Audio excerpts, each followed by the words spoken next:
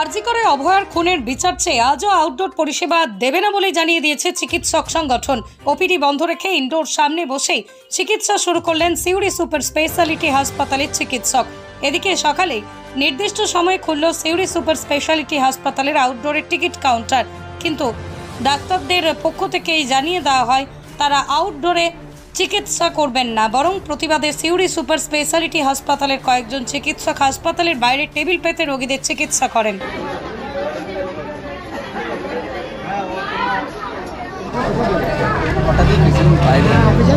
এ থেকে একটি কর্মসূচি নেওয়া হয়েছিল যে আউটডোর বন্ধ, কারণ প্রশাসনিক ব্যবস্থার বিরুদ্ধে আইএমএ ইন্ডিয়ান মেডিকেল অ্যাসোসিয়েশনের তরফ থেকে একটা প্রতিবাদ।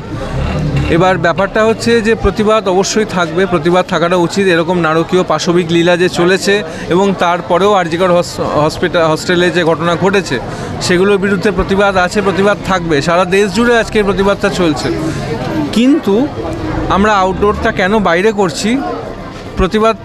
প্রতিবাদের জায়গা থাক, মানুষগুলো যে কষ্ট করে এসছে তারা যেন পরিষেবা থেকে বিচ্ছিন্ন না হয়, আর এইটুকুই বক্তব্য।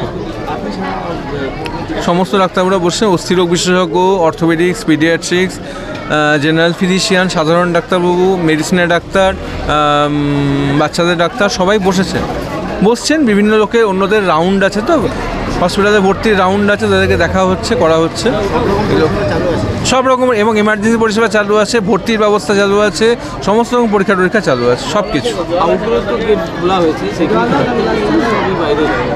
আমি ঠিক ভালো করে জানি না, এটা আপনার ব্যক্তিগতভাবে খোঁজ নিয়ে নেবেন। আমার নাম ডাক্তার জিষ্ণু ভট্টাচার্য, স্নায়ু মনোরোগ বিশেষজ্ঞ আমি।